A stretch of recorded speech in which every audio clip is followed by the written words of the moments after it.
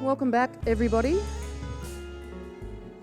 And day two draws to a close, and what finer way to finish with Mr. Kev Carmody.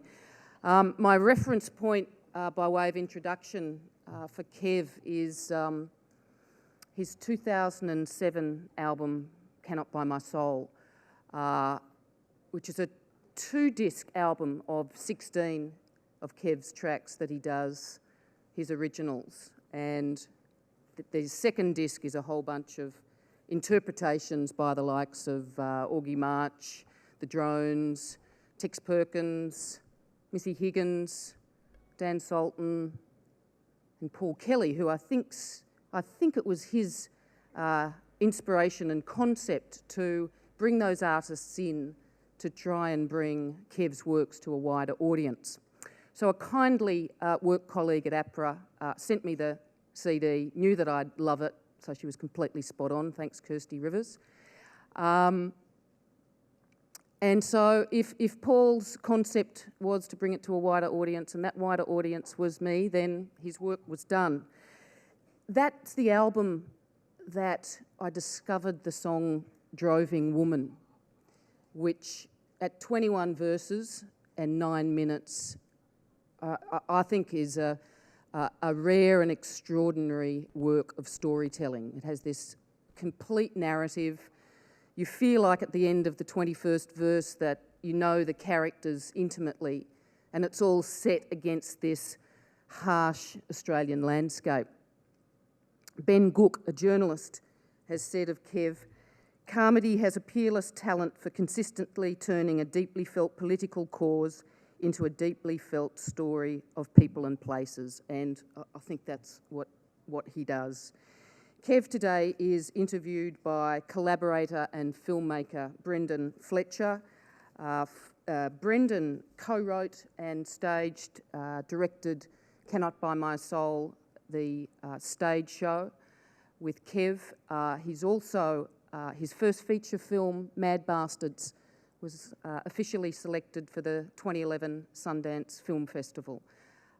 Would you welcome Kev and Brendan? Thank you.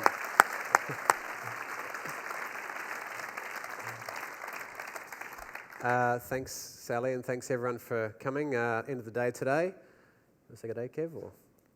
Yeah, they look like they're house trained. Hello. See a few red bandanas out there too, Kev. Yeah, welcome. It's been a pleasure. I thought we'd just thank you, Sally. Yeah, I thought we'd just really try and keep things very conversational today. We've got a few areas that we're going to cover, and then at the end try and take some questions, and we'll try and squeeze a few songs in if we've got time. As Sally said, I sort of first started working with Kev around the time of Cannot Buy My Soul, which is a few years ago.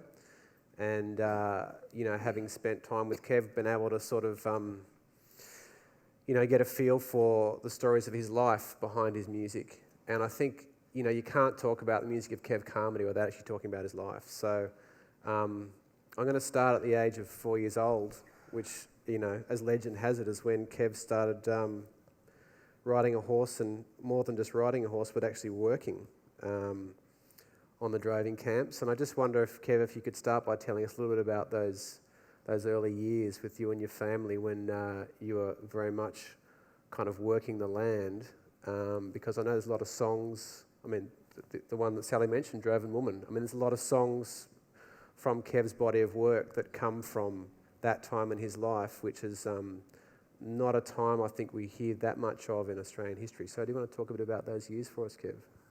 Yeah, I can. Welcome you, Mob. Anyway, it's a pleasure to be here. I suppose the best way I can explain it is I really come from a dinosaur era. By that I mean back in the late 1940s and the early 1950s, there was not much mechanisation about. And Dad and Mum, because of the racism in Australia, he was a second generation Irish, they went to Cairns, back to where my grandfather and my mother's father, he was born in the bush, old black man, before the turn of the 20th century. So she went back to her near a father's country, and racism wasn't near as bad up there because all the Southern Europeans were coming in then at that time, and Italians, Maltese, Greek people cutting the cane and stuff. So there was a real multiculturalism thing there before multiculturalism was ever thought of. Anyway, I was born in 46, and in 1950, Dad and his dad, they used to lease a block of land off to government here. The dad had his droving horses and stuff on down in southern Queensland, and in 1950 we moved back there.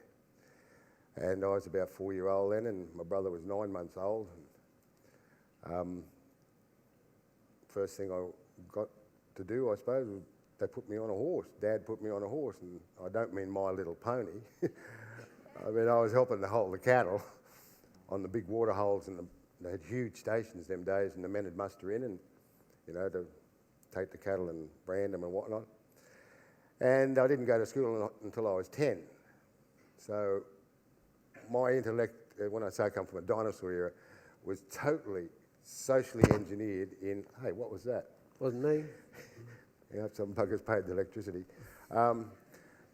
So my intellect was socialised in the bush around campfires in a survival mode. I mean, my brother's still on the old block. My dad went out there in 1932, but he never got electricity on there. He got solar power on in 1992. So we trapped our own food. All we needed was flour and sugar and tea and a packet of 22 bullets. We lived on roo, we lived on duck, we lived on pigeon, we lived on rosellas. We had the freshest and best food. We had no idea of a supermarket. We just had lanterns of a night time with kero in it. So that's the background I came from. So my intellect was engineered in an oral tradition. So you had to learn to speak in what I term as word images. So if you wanted something to stick in somebody's head, you had to really have a good word image to do it. I'll give an example at the little workshop we did a while ago. If us young lads was getting a bit rough as little kids, old Granny would say, hey, knock him off. You've got to be gentle. You've got to be gentle. You've got to be like sunlight, moonlight on your skin. And it turns up in the song Moonstruck that Sarah Storer covered. I could give you some really full-on examples like I gave you the other day, but this is a civilised audience. A bit R-rated, Kev. It's a bit R-rated, yeah. But that's the background I come from. And when they put me in school, and I just thought, man, what have I got to learn arithmetic and reading and writing when I could make a living at 10-year-old on a horse, tracking, mustering cattle, fencing, that sort of stuff. But anyway. So as part of that period, Kev, although you're based in the block there up in North Queensland. Southern Queensland, yeah. Southern Queensland. You were moving too. So how far did you move and how long were those musters and, give us a sense of that. We went 2 years one time, at Christmas Day and all, just with the cattle. Because them days they were huge droven widths. They were 10 cricket pitches wide, so you could take 1,000 head of cattle, 1,000 mile, right? And you'd go through the big stations and that, and all the men would come in. It'd take you 3 days to go through a station. It was that far. You had to move 8 to 10 mile a day with your stock permit. That was to keep you from eating all the squatters' feed. But the men on the station would all come out around the camp, and you'd get these, so-called illiterate people would give you a 30-verse poem that told of incidences and things and happiness and sadness. It was their way of documenting it without a written thing. And we travelled, we just kept travelling. They had what they called dealers them days that didn't own, an acre of land, but they'd buy the cattle at this cattle sale, say at Charleville, and they'd say, oh, geez, there's bloody good rain happened down there towards Gundawindi, Jack. Head the cattle there, and by the time you got them to there, the grass would be this high, and they'd be fattening them all the way. And they didn't own an acre of land, then they'd put them in the Gundawindi cattle sale and maybe make, £10 a head on them or something. And there was all this stuff going on, so we had constant work because we were good workers. Mm-hmm. We did yard building, we did stick picking, we did wool pressing, I did cane cutting. There was tons of labour and job. jobs then. But then in the late 50s and 60s, I left school in 63, mechanisation came in. Before we get into that, Kev, just Oh, with yeah, all those different skill sets that you mentioned there, I didn't hear any music lessons in that collection. So, how did that enter your life? Well, for the first 2 years till about 1952, 53, everything we possessed was on pack horses. So you couldn't carry a guitar. But my uncle, my Aboriginal uncle, Uncle Frank, he was a bloody cracker mouth harp player. He could play chromatic mouth harp, and he taught me the mouth harp. But what we used to do is drove, and of course you'd come across dumps. Them days they had dumps everywhere. And we'd get into, we called them open air supermarkets. Yeah, man, you'd get bloody corrugated iron, you'd get bloody, number 8 wire. Half of Australia's been built on corrugated iron, number 8 wire. Bits of bent nails. This whole convention centre is built on number 8 wire. Yeah. Yeah, like you could build your own home out of it. In fact, we were reared in a 3-room dirt floor hut. When I say dirt floor, it was ant bed, but it was dirt. But, we thought that was great. But in the 1960s there, about 1963, I picked up a bloody book in the dump. A little book. About the only book I ever read, I think. I was illiterate when I went to uni. And it said, teach yourself the guitar. Oh, wow. So you just found this in the tip? Yeah, it was all wet. I took her back to the campfire and, bloody dried her out and that. But it gives you the basics of finger playing. Because the biggest thing in technology, Brendan, for us, is once Dad got a truck about 1953, he bought an old dry cell battery wireless. And on the camp of a night time, Mum had an old man used to help her, set the camp up. She'd go ahead about 3 o'clock to the end of the stage, and it was usually a huge big water hole or on the river or something. They'd run an aerial up the tree and you could get the ABC. Yeah, and in the morning you'd get these things, early 50s they called the hillbillies. So you get Tex Morton and you get a bit of Slim Dusty, you get, the country music mob, you get a bit of Hank Williams and that. Odd times they slip a blues one in, But night time, you'd lay back in the swag there and, man, you heard this earth-shattering symphonies, orchestras, Beethoven and Chopin and Schubert. In the middle of the bush there? Middle of the bush, man, and all these bloody, old so-called illiterate fellas just laying back in the swag with the pipes, And from an oral perspective, it was fantastic. We heard this thing called Under Milk Wood by a crazy Welshman called Dylan Thomas. And it was just amazing I think it was Richard Burton actually was doing the narration in it, to hear these old fellas back in the swag there discussing it like a university tutorial. That butcher Bainan, he put bloody dog and cat in his sausage. He no good. What about that willy-nilly postman? He opens your letters. So we had the World Wide Web back in the 1950s. Bloody hell. What about that Polly Garter? Oh, watch out for that one. She's a guy. But it was fantastic to see that the oral thing just suited us perfectly, the wireless. I'm also wondering too, when you talked about, you're driving your cattle through and the stations are big stations, so when you'd come to someone's land, you would be the visitors, you would be the new mob there, and would they come out and sort of, would there be kind of exchanges of music and stories, or would that sort of thing happen? Yeah. Heck yeah. I mean, I heard there's a legend in our culture there in southern Queensland.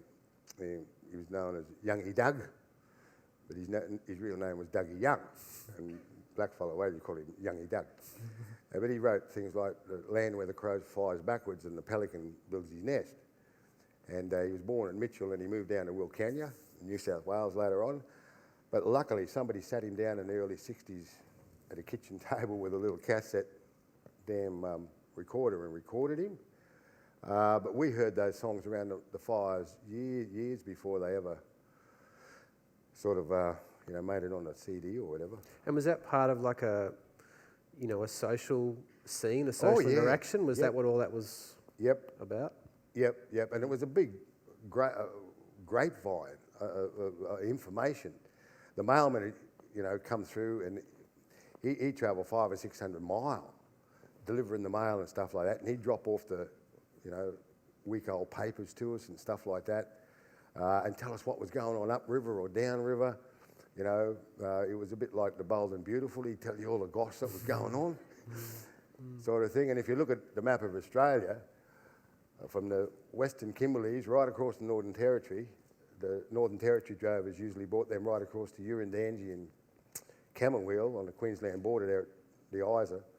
Queensland drovers would bring them down the Georgina and the Diamantina River, and we'd pick them up Charleville, Quilpie and that, and bring them in. So it was like to the sale yards in Toowoomba or Dalby or Rome or whatever.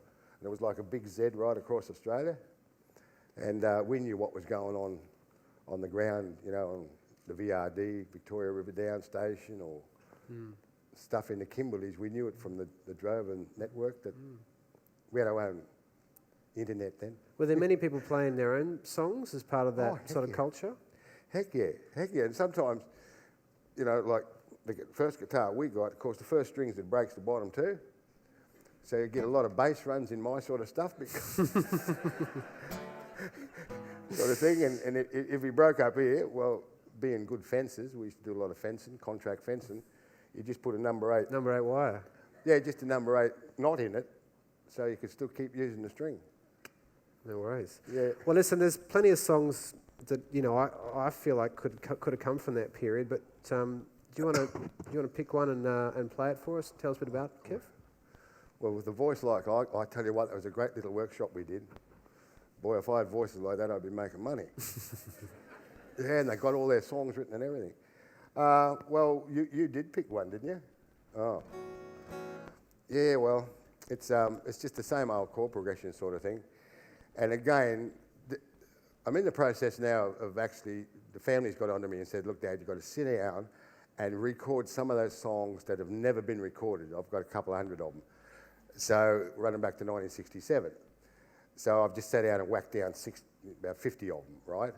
But I always start with the music first. For some reason, I don't record the stuff as a musical idea or anything. I just keep it in my head. It might stay there 15 or 20 years.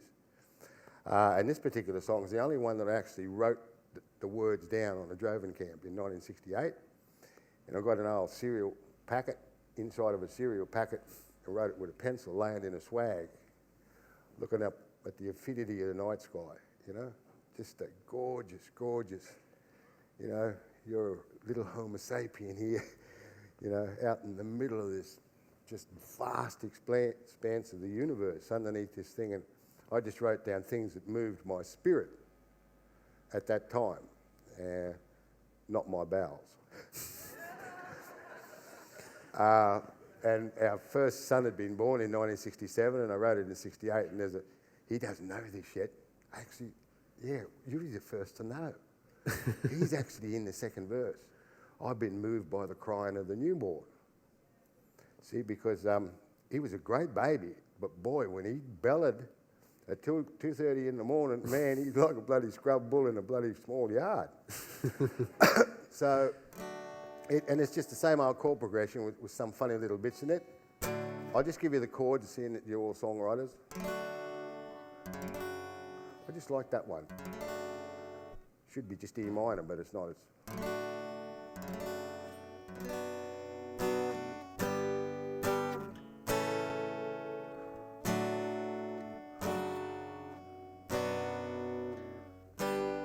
I like this bit. So if you put it all together quickly, they don't really know there's a difference. So.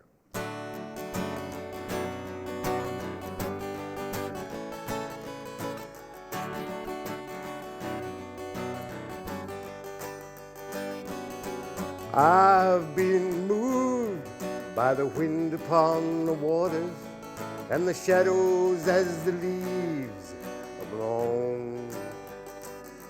When that old wind moans on a weary winter Sunday, like a friend keeps on knocking Hatton home. I've been moved by the crying of the newborn, the honey sweetness of the air in spring. I've watched the moonlight flood across them sleepy hills and valleys, heard the sadness in a requiem. I've been moved watching nature slowly turning through the seasons and the patterns that she brings. And as the morning star proceeds, the breaking of a new day, find the black crow is already on the wing. I've been moved watching something that's been suffering, be it humankind or any living thing.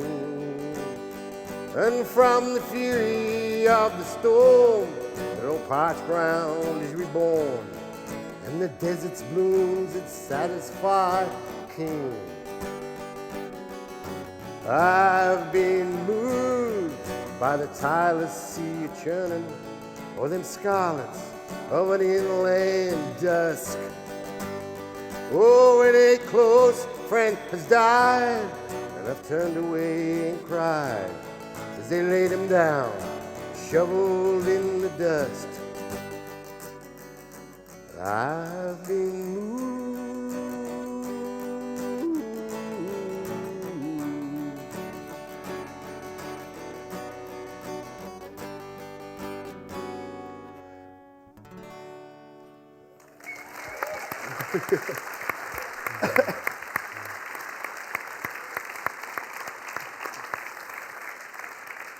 I don't know about you guys, but I could sort of feel myself on that swag with that Special K box.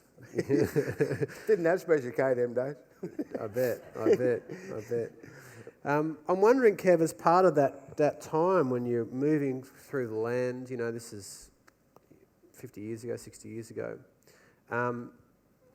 you know, how much of that period of your life did you come across Aboriginal people and ceremonies and so forth? Or not so much ceremonies, but how much did the traditional use of Aboriginal music or music in Aboriginal culture, how much did you connect with that, and what sort of influence do you think that had on you? Oh, a heck of an influence, Brendan. I mean, my great uncle, Jack, grandma's brother, taught me to didge when I was about 6. And he was the most amazing stockman, you know, that I'd ever seen. He taught us so much, him and my grandfather. And like they could track you across concrete. Bloody oath. Because 90% of our actions as Homo sapiens is habit, right? So if I only got not that I'm going to do it, I mean, I don't want to invade your privacy, but if I watched you for a couple of days, you'd get up in the morning. Be afraid. You go to the toilet and you do certain things. You don't think about that. It's just habitual. You possibly go exactly the same way to work or whatever you do every day. If you watch that bronze-winged pigeon, you'll go exactly that same thing just on dusk to water. So if you don't know where water is, you just watch which way he goes and you got yourself a drink. So he taught us so much, but the thing is he taught me to didge. But at that particular time in the 50s, about 1954 or so, he had to hide the didge way up in the scrub. So not only did nobody find it, but if they heard it, they'd jail him. But he passed it on to me. And it's one thing just to make the noise of the didge, but you've got to know the song cycles. The song cycles are like, remember your old grandmother used to make the little doilies to put over the milk? Crochet little like circles? Well, that's what song cycles are like, and they cover every inch of this country. Every inch has got a song cycle.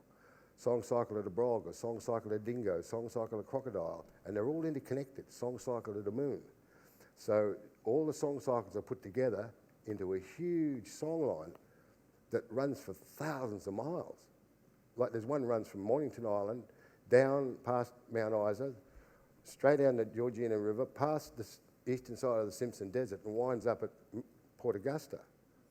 And if you knew the dance and you knew the tone of the singing and stuff, you didn't even have to know the language. You knew what they were talking about. So, you know, we were sort of taught things undercover, if you know what I mean. That was because, you know, the kind of continuation of traditional culture was something they were trying to stamp out. Is that right? Oh, yeah. You weren't allowed to speak language or nothing like that. But, like, there was an instance is there was this great pedal steel player, man, this black fella from up home there, Darcy Cummins. Man, he was just a pedal steel, mind you. He was just fantastic. And because he was so good, these white fellas got in to play with him, right? And they playing in the golf club there, you know, this little country town that was near us. We'd go and listen outside because we weren't allowed inside. When the band had a break, Darcy had to come outside with us because he's a black fella. Yeah, you know, really weird thing. Different time, eh? Different time. So, Kev, with those, getting back to those song cycles. Yep. Correct me if I'm wrong, but there's stories in the songs, and part of that process of singing the songs is about passing the stories on and conveying the stories. Yep. And the singer doesn't own the song. They didn't write the song. No, that's it. You're only the custodian of it. And the dance is the visual image or interpretation of the song. So it's very hard to have the music without the dance, and the story within both is interconnected. It's just like the huge, when you're looking about not owning things, I mean, that's what I always say, the 20th century to me is just an aberration, Brendan, as far as music goes, because once recorded music came in, corporations and individuals owned the music for consumer and retail outcomes. Whereas for thousands and thousands of years before that, every clan, every family, every community, every culture were the custodians of the music. The people possessed the music. And that's why I love the concept of what I had nothing to do with that Cannot Buy My Soul album. Paulie Kelly did a lot. But like to get somebody like Tim here and the Herd, get hold of an old poem I did and reinterpret it, the theme's still the same, but they had their own words to it. And it evolves. It comes on to the next generation where people possess it rather than, you know, the individual or the corporation that just want to market it. There's a big silence out there. They listening. You might be listening to something. You're speaking another language here. I mean, it's a complex issue. Obviously, now here we are at the, you know, the Song Summer, the APRA conference. I think I'm upsetting somebody. I'll never get a bloody invite back here.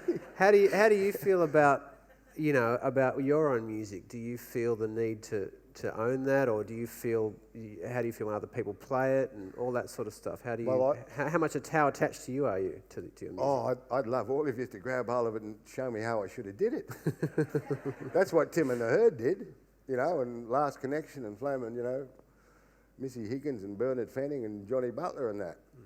It's fantastic just to hear the creativity of other people. Change the words. Go do what you like with it, sort of thing. But in this day and age, what we've done as a family is, I don't own the music, the family do. It's all in their name. But for goodness sake, keep hold of your publishing. Keep hold of your publishing, mate, because you've got that big dingo traps out there called, I like record companies. You know, I like record companies. Let's go back to 1970, shall we, Kev?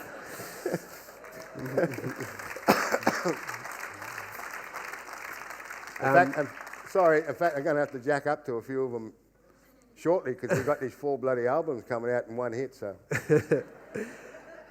and this will light your fire, Kev. Back in the 80s, let's sort of fast forward a little bit. After say 50s and 60s, mechanisation changed things greatly, and the life of a drover was sort of replaced by the trucks, and so a lot of different things happened. And you know, you and the family, and like everyone else, had to go into town, basically into an urban sort of existence. Yeah, and you picked up a trade, didn't you? Well, yeah, almost. It forced us to move in onto the fringes of the towns. So, you know, we used to lump bags, a couple of $100 a day on a back. You get paid per bag, paid for selling the bags. All that went with bulk handling. So we've forced us in onto town, I wound up a silo operator operating the biggest silo in Queensland, actually, me and Olaf Hutchison. But then I thought, well, there's not much flaming future in this because the bloody pesticides they were spraying on that wheat and barley and stuff that was coming in, the men were going down. It was getting in the lungs. In fact, that's the only time I got sacked. But I got reinstated because the whole bloody line went out. Because the men started, they changed the pesticide in the silos, and underneath those silos there's a huge conveyor belts, you know, running tons of bloody wheat along, and it goes up a huge elevator up to the top, and they drop it in the bin. They changed the pesticide, but they didn't tell us men. Right at harvest time, we were working 12, 14 hours a bloody day, and you've got to shovel 200 tonne out of that at the bottom of those silos when they empty down.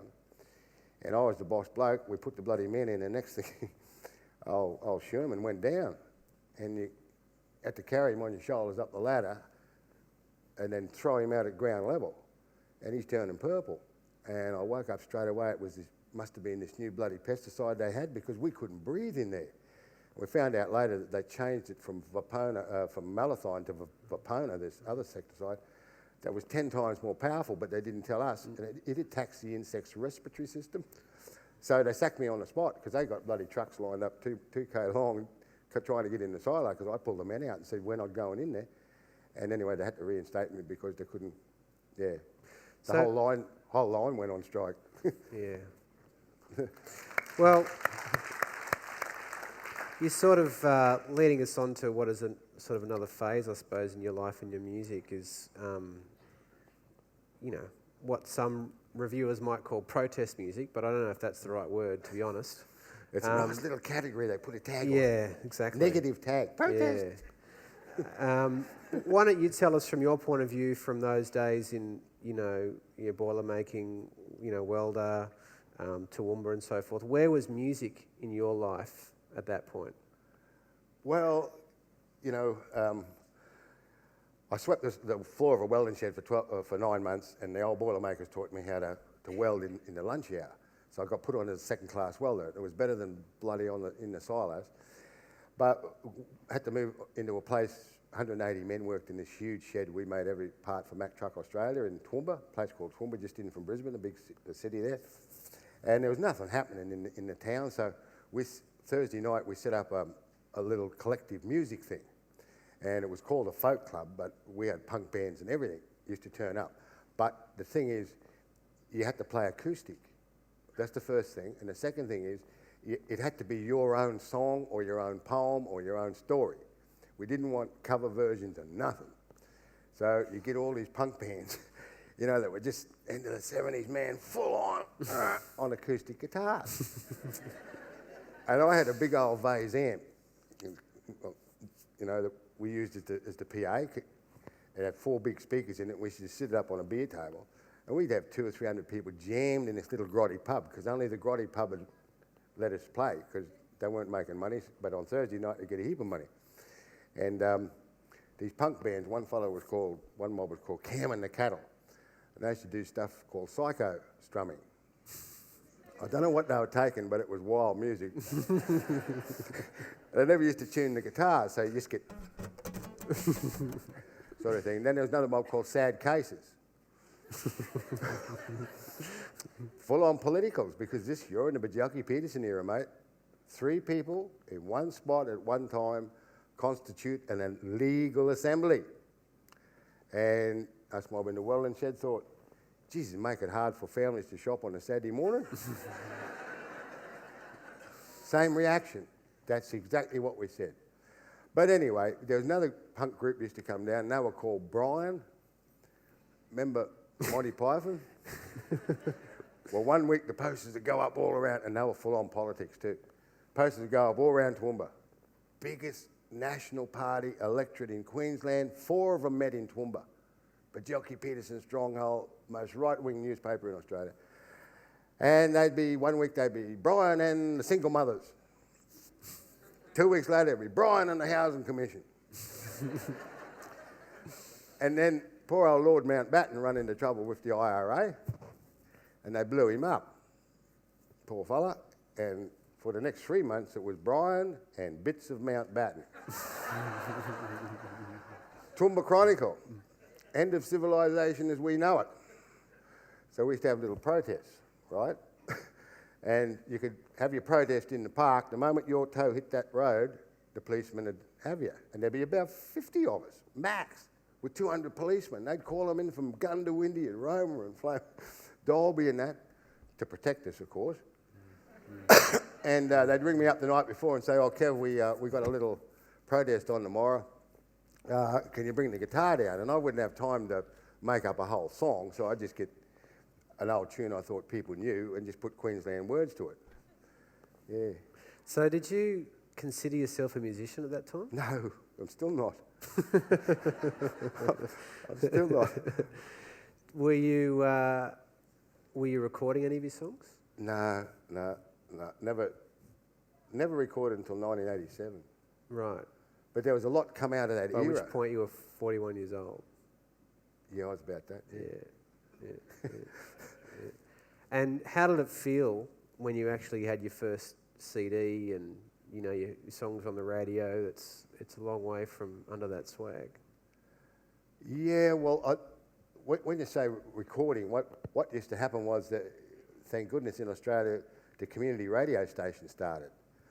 There was Triple Z in Brisbane and that, and I got to university. I don't know how I ever got in the bloody university, because what I did through the 70s and that, when I was really interested in music and, learning to sort of the four-fingered way of playing and stuff, I studied classical music theory of a night time with this old music teacher. She used to teach about 20 high school girls, and I was the only bearded welder. And I turned up on my motorbike, and she sat me at the card table by myself for about a week till she worked out I wasn't a bloody pack rapist, bloody bikie. Anyway, I got so interested in the construct of the music, the construction of the music and stuff. And, our grandfather from Cape York always used to say to us, you're surrounded by sound, boy. You listen to the sound, because unless you know all the language of the bush, of the animals, not just human language, but the language of the animals, you'll never survive.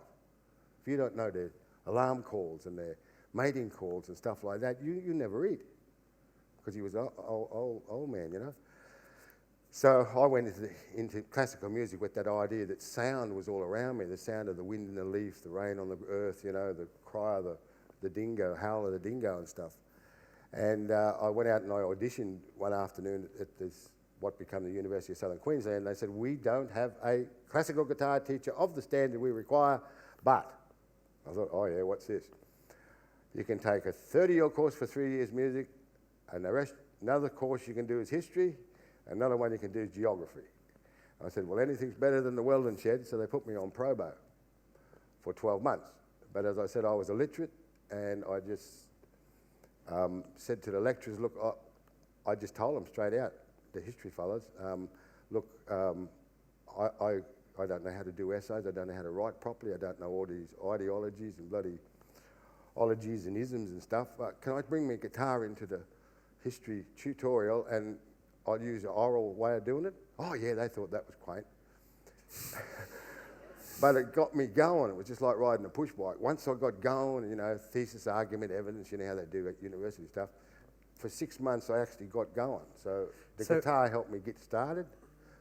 But when I got in there, Brendan, man, not only classical music, we were learning bloody ethnomusicology, quarter tones, Asian music, North African music, experimental music, John Cage. So how is that? How is that this sort is good, of? This is good. Yeah, I thought, shit, this is good. You'd walk. Got to stop swearing. We haven't started yet.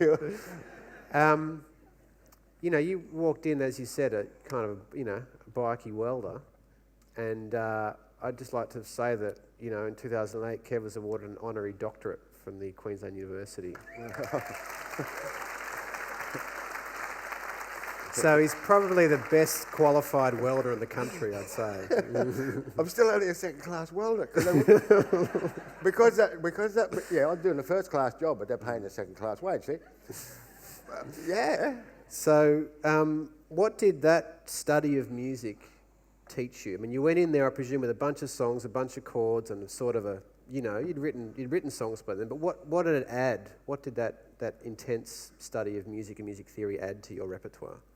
Well, in a sense, it brought me back to what our grandfather told me, that the spectrum in music's 360 degrees. It's not just this one genre.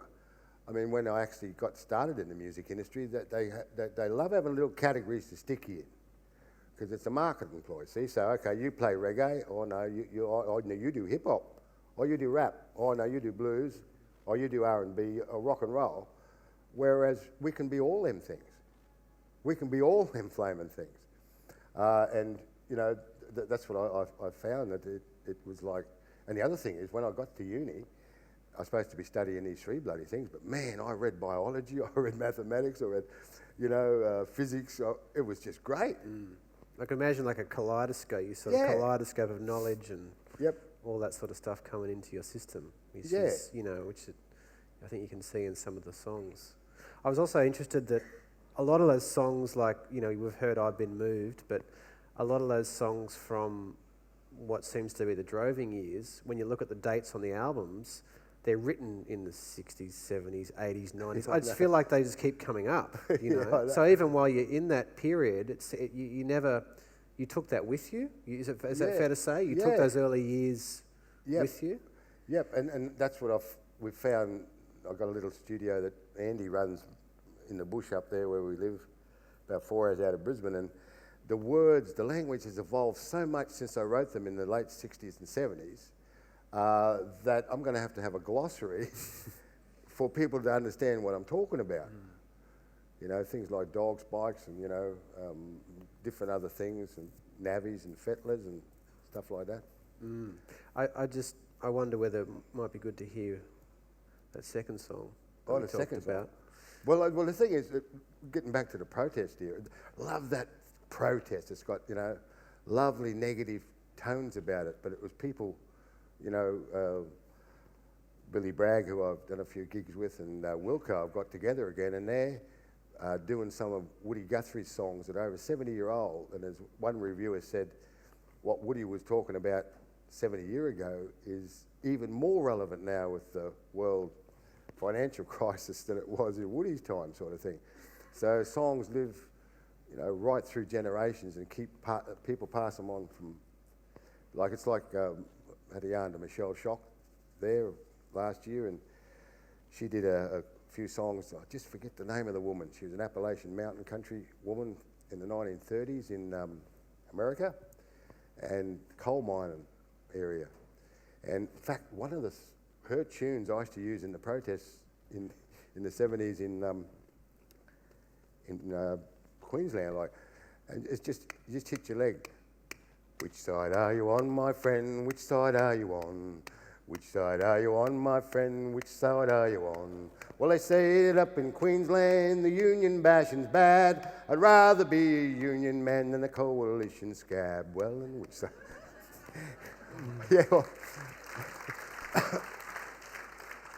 And music's been used through millennia as people's expressions of discontent about their situation. Sort of thing. But this, I wouldn't call this a protest song. What? Oh, this one? Yeah. I don't know whether I can get the mouth organ on with the. They got me wired. Yeah, you'll be right. I don't know. See, I played them. If you haven't got a good voice, you play the mouth up. See, and it distracts people. See, they think,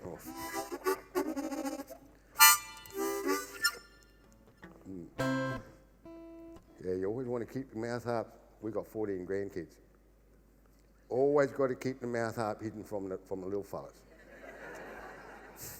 Remember getting on stage one time and blowing the mouth up. Little fella had been eating a biscuit. But blowing Grandad's mouth up, so, oh God, half the bloody notes wouldn't work.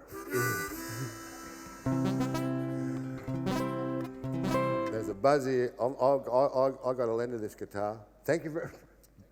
Bill from One Louder and Emma, give me this guitar. I'm not used to it yet. What one do you want me to sing? Cannot, you know which one. Oh, cannot.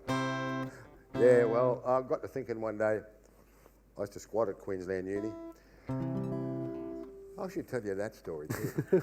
Like, to me, that is, oh, gee, sorry, Simon. I just wrecked your mic, mate. No, you're right. You got it. It's, a song doesn't have much flame and relevance to me without a story, right? And I wrote a song called Thou Shalt Not Steal after this incident, right? I want to tell it to you because it's true. On the main roundabout at Queensland Uni, there was a house called the Aboriginal Research Centre. I had a room as a postgraduate student. I used to put a half a sponge mattress in behind the filing cabinet. It had a toilet, it had a stove, it had a fridge. So I used to squat there. Security didn't worry about it because we made it the halfway house for the women of a night time coming from the uni, catching the bloody West End ferry. So they left me there. They didn't worry me. I had an old motorbike because it was cheap travelling. The family wouldn't come to Brisbane. They stayed in Toowoomba, so I squatted there for the week, go to uni. Now, the main best parking area in the whole of the University of Queensland is main quadrangle between main library and the main hall. Big, like sort of a square. All the lecturers could park there, right? Park their Porsches and that there, yeah. But there's about 10 motorcycle flaming things there. No, lecturers didn't have motorcycles. I parked there for 18 months, no probs at all. Anyway, I comes out of the library on dark one night. Underneath the bloody seatbelt on my bike, there's a bloody parking fine, $5. Oh yeah, okay. I went back down to research centre and I thought, bugger this, because it's the 75th anniversary of the University of Queensland. So I went back up to the quadrangle with measuring tape. And I measured the parking bay for the motorbike, 4 foot, I'm talking in over, 4 foot by 8 foot, 32 foot, $5 for 12 hours, which is $10 for 24 hours on 32 square foot. Now, that university's been there 75 years on 52 acres of jugular land, blackfella land, see? So I got the calculator out and sat down. True story, just bloody true story. Okay, and I worked it out. Well, I'm not a mathematician, but I had to go. And at your, specific rate of $5 for 12 hours, comes to like trillions and billions and millions and millions and millions. The typewriter was given up. The calculator had already given up, sort of down page, minus your 5.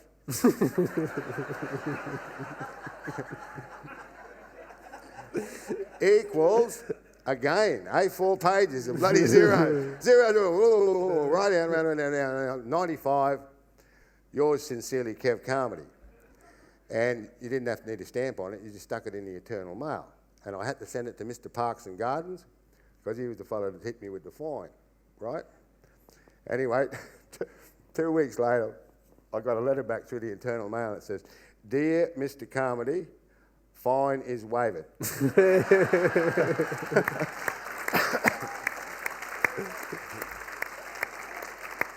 So, I thought that's a true story.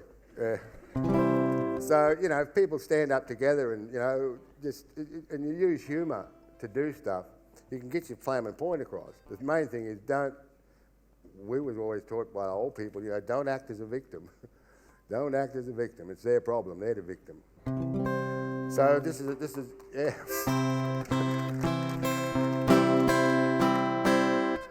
This is just a tiny little chord progression that I had in my head for about 10 or 12 years. And I thought I was real smart when I did it, because I'd learnt from my little book how to learn it, because I never play with a band. I've always played solo, so you got to use your 4 fingers a little bit. And I thought I was real smart when I worked this little chord progression out, because of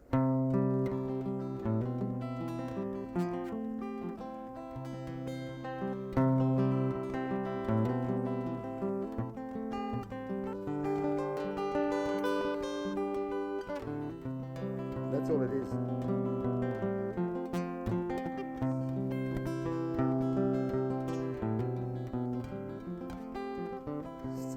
You blow the mouth harp anywhere, because not playing with a band, you've got your own time and you can talk whenever you like. Doesn't give a bugger if you make a blue, you just give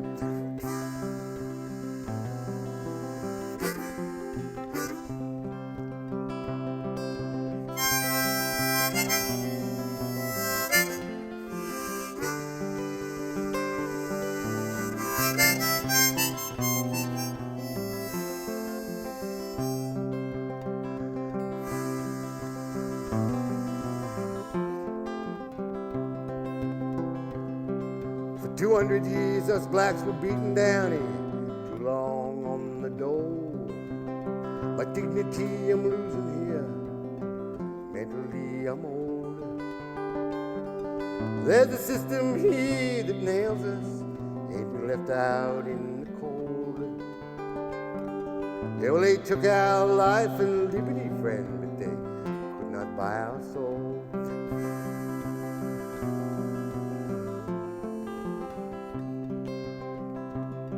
Well, Joel died, Che Guevara fought, Pamela lay down dead.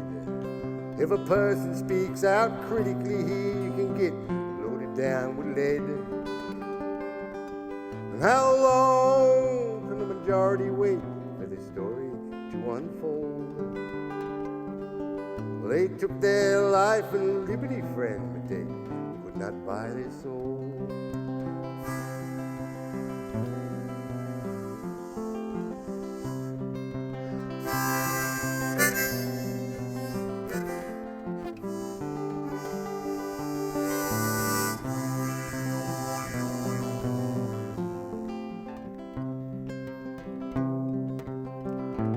Makes the song longer too, doesn't it? Well, the clever man spoke precisely. Humanity said was done. Its creed of greed could not proceed if our struggles to be won. For humanity's more important here than that constant quest for gold. Well, you may take life and liberty, friend, but you should never buy a soul.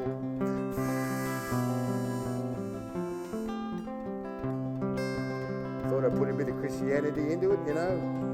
Well, Jesus woke one morning, he rode a donkey up through that gate.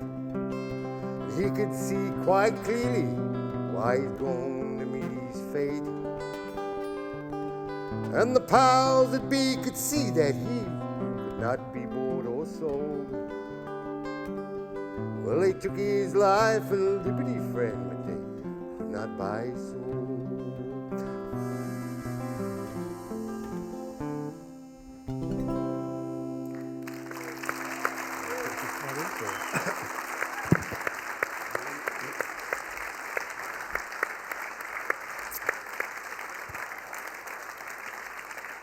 Thank you. Now, looks like you fellas might agree with that. So if we all stand together now, I reckon we could change things, couldn't we? Look at all the creative musical talent we have here from all those different areas. We put it all together and see if we can get it onto the mainstream radios. Oh, yeah. Look out. You fellas can do it. You're the young ones. Guys, go on. You're the young ones. You can do it. I've had my time. But that's what I found when I first put the CD out. Oh, it was a very quaint CD. Oh, yeah. But never got any commercial airplay. No way. And there's been that subtle but very rigid censorship through the commercial radio network all over the world. Woody Guthrie never got played on the stuff, eh? Woody Ledbetter never got played. But they're still playing his songs. They're playing his songs. People carried them. People carried them. There's only Bobby Dylan in the 60s managed to poke his head up a bit for a while. Yeah. Guys, I think, like me, you could probably listen to Kev for another couple of hours, but unfortunately we can't. I'll go home. But I'd like you to put your hands together and thank one of Australia's most inspiring musicians.